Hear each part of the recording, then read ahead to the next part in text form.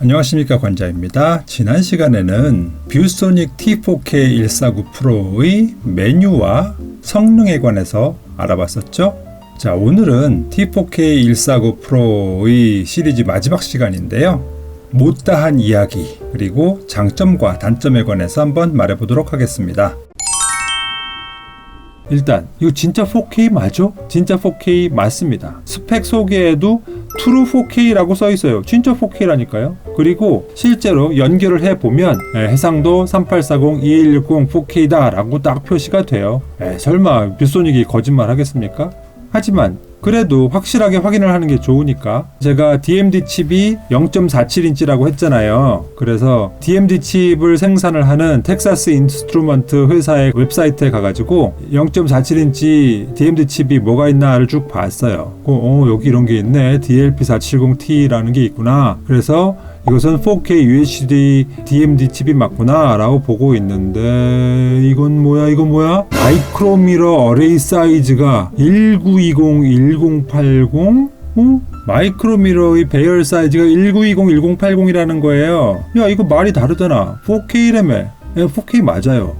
그런데 왜 개수는 1080p랑 똑같아? 말이 이상하잖아. 1080p는 Full HD급이잖아요. 자, 여기에서 남들이 잘 이야기하지 않는 얘기를 좀 더 해야 되는 거죠. 사실 여기에 있는 이 0.47인치의 DMD 칩에는 1920 곱하기 1080개의 마이크로미러가 들어있기 때문에 원칙적으로 이걸로는 Full HD 화면을 구현할 수가 있는 게 맞습니다. 그런데 이 Full HD의 화면을 가지고 4K의 화면을 어떻게 보면은 인공적으로 만들어내는 거예요. 어떻게? 그 원리가 바로 픽셀 쉬프팅이에요. 원래는 이렇게 1920, 1080의 픽셀이 있는데 이거를 상하 좌우로 움직여줘요. 그렇게 되면 그 순간순간에 움직이면서 영상들이 겹쳐지게 되잖아요. 그렇게 겹쳐지다 보니까 이 화소가 좁아지고 자세해지면서 그 크기가 4배가 되는 거예요. 그래서 이걸 가지고 3840-2160을 만들어내는 겁니다. 아니, 그냥 3840-2160개의 마이크로미러를 탑재한 DMD 칩을 만들 수는 없어? 있죠. 정말로 네이티브 4K의 마이크로미러를 가진 프로젝터도 있긴 있어요. 근데 그거는 텍사스 인스트루먼트가 아니고 소니나 JVC가 만든 프로젝터에 그런 것들이 있더라고요. 근데 그런 것들은 다 가격이 500만 원 이상이에요. 엄두를 낼 수가 없는 그런 가격입니다. 제가 그랬잖아요. 이 T4K149 프로젝터는 4K 프로젝터 중에서는 가성비템이라고 말씀을 드렸잖아요. 자, 그럼 이렇게 픽셀 쉬프팅을 통해서 빨리 움직여가지고 그 겹치는 부분으로 만들어낸 어떻게 보면은 4K는 4K인데 네이티브 4K라기보다는 유사 4K라고 표현을 하시는 분들도 있더라고요. 이런 4K의 영상이 퀄리티가 떨어지느냐? 아니죠. 영상은 똑같습니다. 왜냐? 그게 바로 이 240Hz 지원과 연결이 되는 거예요. 즉 1080p일 때 240Hz라는 건 통상의 4K의 프로젝터들이 지원하는 1초에 60번 진동하는 프로젝터들과 동일합니다. 왜? 지금 이 움직임이 상하 좌우 이렇게 4번을 움직여야 한 장을 만들어낼 수 있다라고 한다면 1초에 240Hz라면은 결국 1초에 60장을 만들어낼 수가 있는 거잖아요. 그러면 일반 네이티브 4K의 60Hz와 동일한 화면을 만들어낼 수가 있는 겁니다. 그래서 화질상에서는 아무 문제가 없게 되는 것이죠. 즉 4K는 4K인데 네이티브 4K는 아니고 유사 4K다 라고 이해를 하셔야 될 것 같고, 그럼에도 불구하고 화질의 열화나 로스는 없다고 보는 것이 맞다라는 얘기입니다. 물론 100% 열화가 없다라고 볼 수는 없을 거예요. 아무래도 거울 하나가 한 화소를 제대로 담당을 하는 것이 좋겠죠. 하지만 그렇게 만들기 위해서는 일단 DMD 칩도 많이 커질 테고 또 제조 단가도 비싸질 테고 이러다 보니까 여러 가지 난제들이 있는 것 같습니다. 자, 다음에 두 번째로 남들이 하지 않는 얘기. 왜 240Hz는 Full HD에서만 가능하고 4K에서는 안 되지?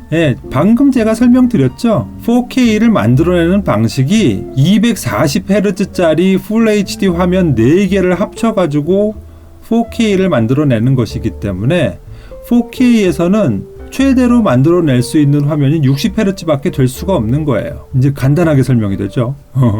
자, 다음에요. 1080p Full HD 해상도에서는 240Hz를 지원한다고 했는데, 그러면 Full HD에서는 240Hz를 다 구현할 수 있나? 사실 그렇지 않습니다. 무슨 얘기냐? 컴퓨터의 사양이 240Hz를 지원을 해줘야 프로젝터에서도 240Hz를 구현을 할 수가 있습니다. 제가 지난 시간에 레이턴시 체크를 할 적에 보여드렸었죠. 저는 240Hz로 보여드리고 싶었었는데 보여드릴 수가 없었어요. 왜?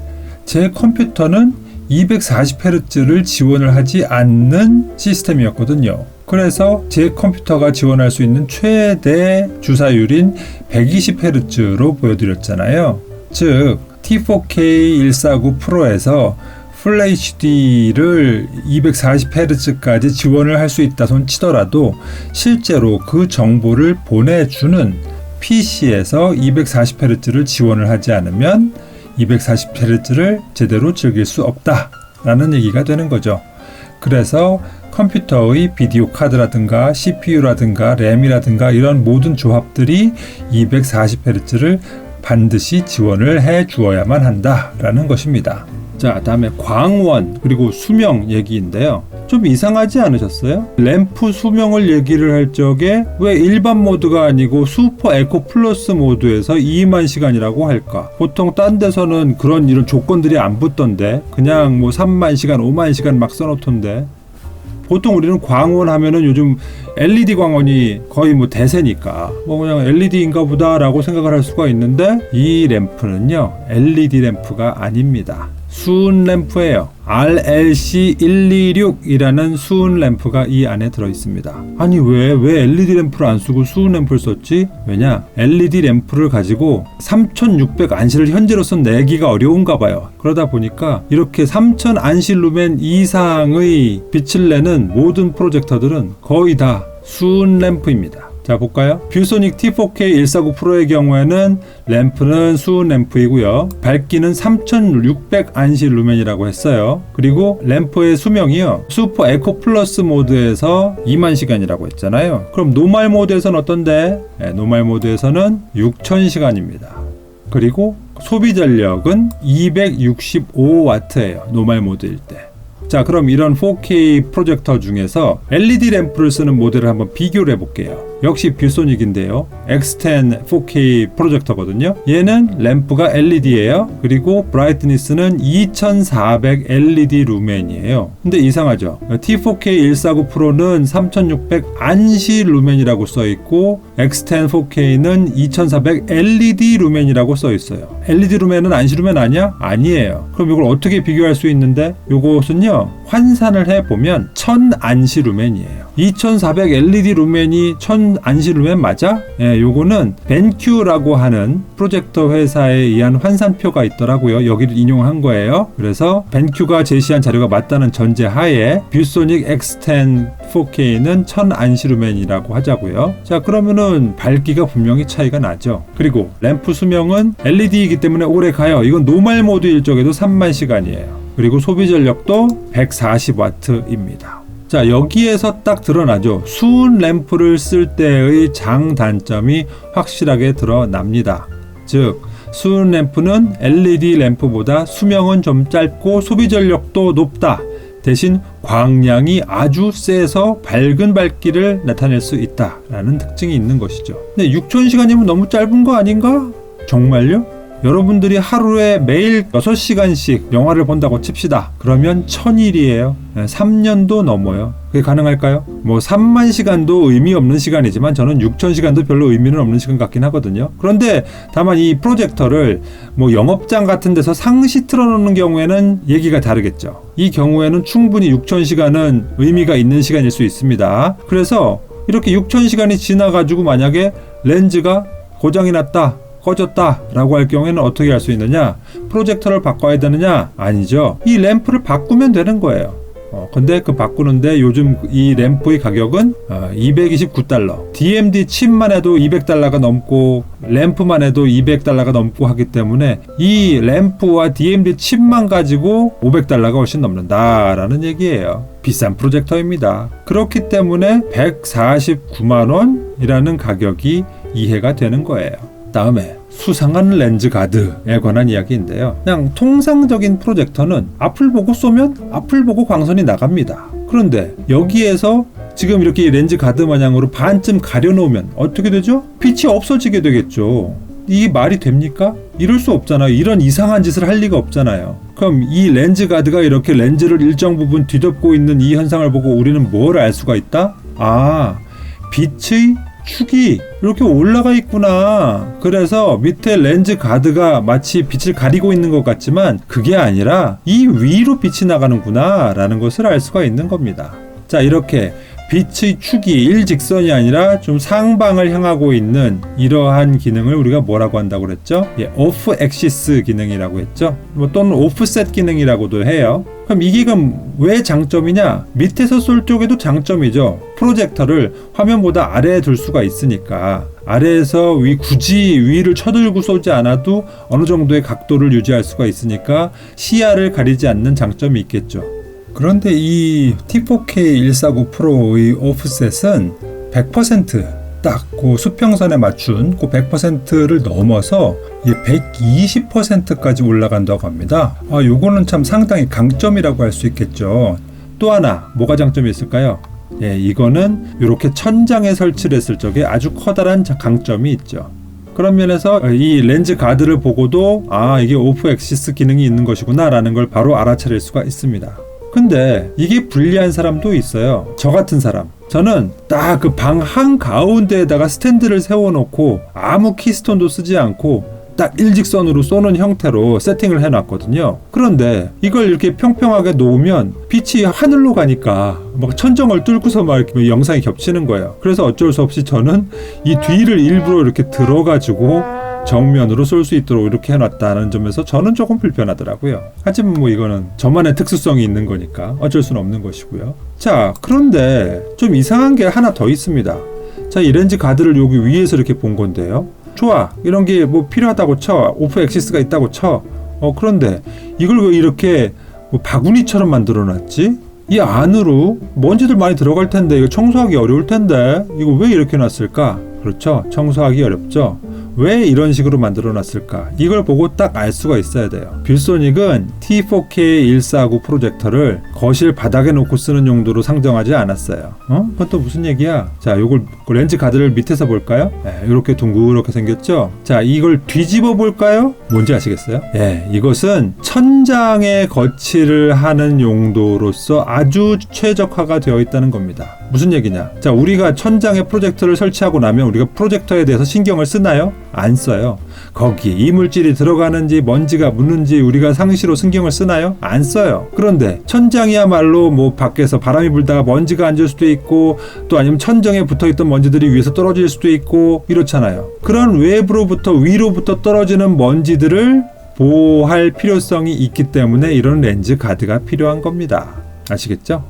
그래서 이 렌즈 가드를 통해서 우리가 단박에 두 가지를 할 수가 있는 거예요. 이 프로젝터는 오프 엑시스 기능이 제공이 되고 이것은 천장 거치를 중점적으로 신경을 쓰고 만든 그런 프로젝터다라는 걸 알 수가 있는 거예요. 그럼 왜 굳이 천장 설치용으로 이렇게 만들어 놨을까? 이유는요, 열기와 소음 때문에 그래요. 자, 광량이 3600 안시루멘이라고 그랬죠. 빛이 그만큼 밝다는 건 무슨 얘기죠? 열이 그만큼 많이 난다는 얘기죠. 그리고 그 열을 빨리빨리 빼줘야 되기 때문에 팬이 많이 돌아가야 되겠죠. 그리고 팬이 많이 돌아가면 그래서 바람의 소통량이 늘게 되면 뭐가 커지죠? 소음이 커지죠. 그런데 그 뜨거운 열기와 소음이 프로젝터가 밑에 있어서 사람 근처에 있으면 사람이 인식이 많이 되겠죠. 신경이 쓰이겠죠. 그렇기 때문에 이것을 천장에다 설치해 놓으면 멀찍이 떨어져 있고 그렇기 때문에 열기와 소음으로부터 사람이 자유로워지게 됩니다. 그런 측면에서 T4K149 프로를 구매하실 의사가 있으신 분들은 천장 설치를 기본으로 고려를 하시라 라고 말씀을 드릴 수가 있을 것 같습니다.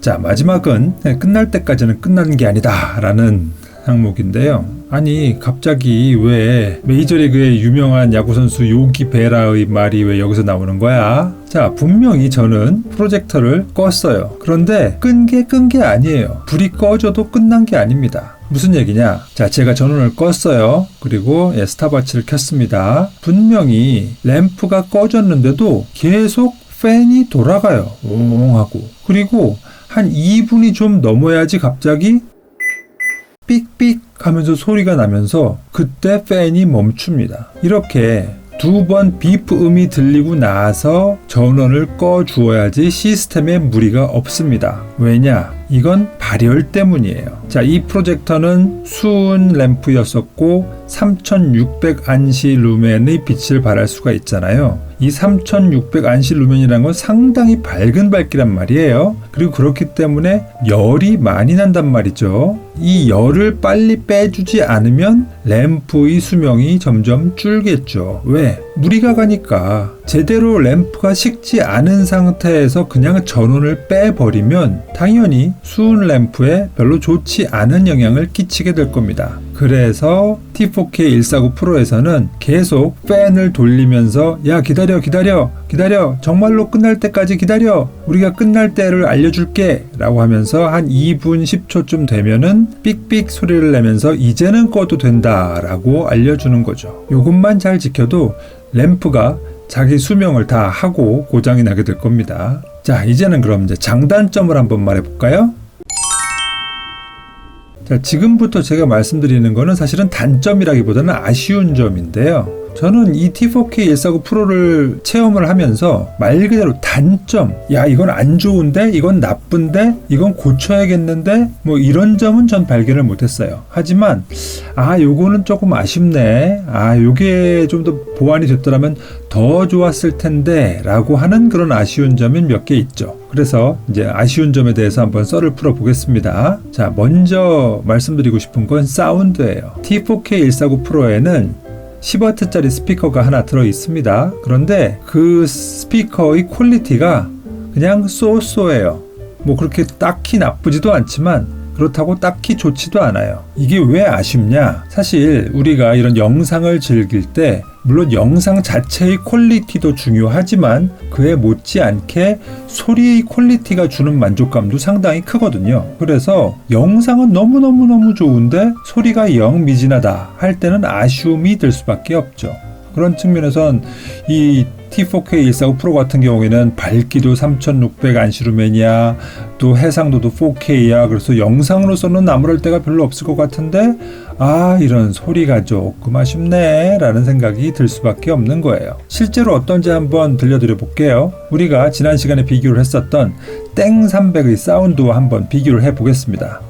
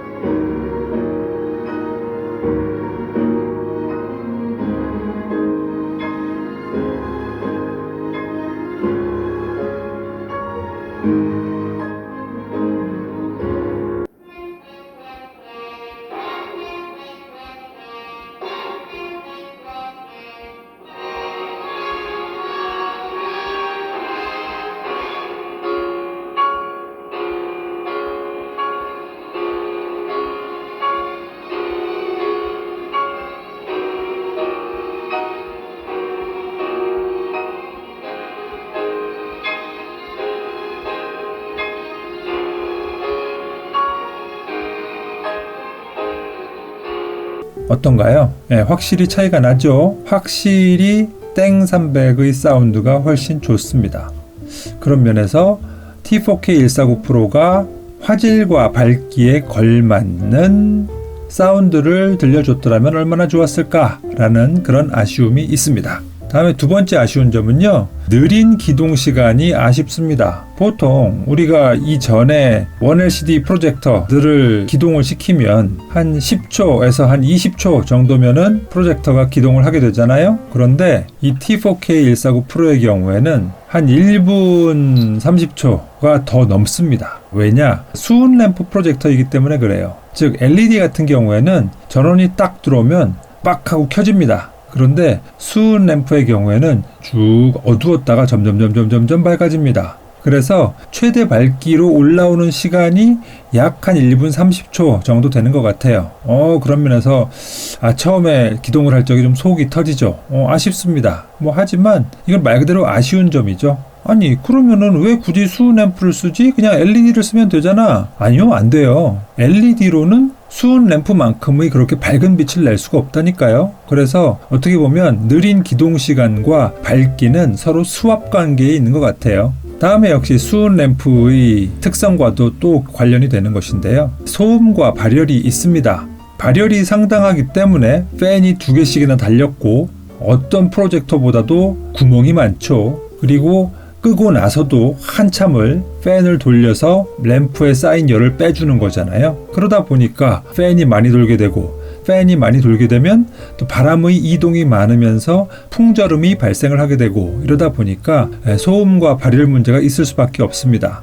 그렇다고 영화를 감상하는데 방해가 될 정도로 엄청난 소음이냐 그런 건 아니고요. 딱 1LCD 프로젝터의 수준인 것 같아요. 우리가 봤었던 땡300이나 다이땡 같은 DLP 프로젝터가 상대적으로 LCD 프로젝터에 비해서 소음이나 발열이 적었었잖아요. 그런데 이 T4K149 프로의 경우에는 DLP 프로젝터임에도 불구하고 소음과 발열이 있다라는 것은 염두에 두셔야 될 것 같습니다. 다음에 또 아쉬운 점은 수동 포커스가 좀 아쉬워요. 아쉬워요. 왜? 제가 제 눈을 못 믿겠어요.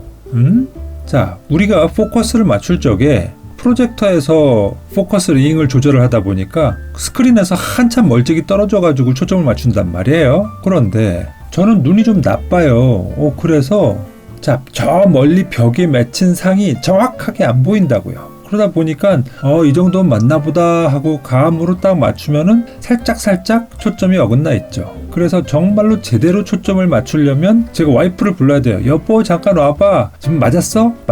지금 딱 좋아? 이렇게 몇 번을 물어봐야 된다고요. 이게 만약에 수직 오토캐스톤처럼 자동으로 포커스를 맞춰준다면 그럼 저는 아무런 걱정이 없죠. 내가 신경 쓰지 않아도 아주 말끔한 화면을 위해서 초점을 잘 잡아내겠구나 라고 신뢰를 하고 볼 수가 있는데, 저는 제 눈을 신뢰를 하지 못하기 때문에 이게 지금 제대로 초점이 맞은 건가 아닌가를 항상 긴가민가 하면서 즐기게 된다는 얘기죠. 아쉽습니다. 그리고 마지막으로 색감인데요. 지난 시간에 우리 살펴봤듯이 색상이 되게 잘 나오기는 하는데 그 전체적인 톤이 약간 무거운 톤의 느낌이 있어요. 뭐랄까 좀 이렇게 눌러준다는 느낌이랄까요? 그래서 전체적으로 색깔이 되게 진한데 진한 만큼 약간 좀 눌러주는 그런 느낌이 있다 보니까 전체적으로 약간 좀 과장된 느낌이 살짝 있거든요. 그래서 이건 취향에 따라서 따로 이제 그런 색감이라든가 채도라든가 이런 걸 조절을 할 수가 있는데, 사실은 이런 거 안 만지는 게 제일 좋잖아요. 전체적인 느낌이 약간은 조금 무거운 느낌이 있다 라는 측면에서 살짝 아쉬웠다 라는 느낌이 있습니다. 그래? 좋아. 이렇게 아쉬운 점이 있다고 쳐. 그러면 장점은 뭐야? 장점이요? 일단 제가 그 기능 중에서 가장 장점이라고 생각했던 건 옵티컬 줌, 광학 줌이에요. 기본 화면보다도 투사 면적을 더 넓힐 수 있다는 것, 이건 상당한 강점입니다. 자, 이것이 그래서 광학 줌으로는 1.3배까지 확대를 하고 또 디지털 줌으로는 0.8배까지 축소를 하고, 이렇게 두 가지 줌 기능을 통해서 다양한 환경의 스크린에 최적화된 화면 크기를 만들어낼 수가 있게 되는 거예요. 이건 아주 강점이죠. 그리고 두 번째 강점은 다른 많은 장점들을 다 통틀어서 한 번에 말할 수 있습니다. 가성비가 갑입니다. 가격 대비 성능비가 짱이라니까요. 제가 지난번에도 말씀드렸었죠. 지금 이 가격 149만원에 3600 안시 루멘 그리고 4K를 구현할 수 있는 프로젝터가 거의 없어요. 그런 측면에서 비록 비싸긴 하지만 가성비가 완전 갑이다 라고 말씀을 드릴 수가 있을 것 같습니다. 제가 말씀드렸죠. 뷰소닉에서 출시 기념으로 선착순 100분한테 호메틱스 박스큐 셋탑박스 증정 행사도 있다고 하니까 혹시라도 나를 위해서 선물을 좀 해야겠어 이런 분들은 망설이지 마시고 선택할 만한 그런 제품이라고 생각합니다. 이 정도로 뷰소닉의 T4K149 프로 프로젝터 리뷰를 마치도록 하겠습니다. 오늘 컨텐츠도 재미있었다. 모르던 사실을 새로 알게 됐네. 내지는 뭐 이렇게 뭐 이상한 용어들도 많고 복잡해. 하지만 뭐 어쨌든 이것저것 뭐 알려주려고 많이 노력은 한 것 같네. 라는 생각이 드시면 구독, 좋아요, 알림 설정 부탁드리겠습니다. 저는 그럼 또 다음 시간에 찾아뵙도록 하겠습니다. 감사합니다. 누구냐 너? 앉아.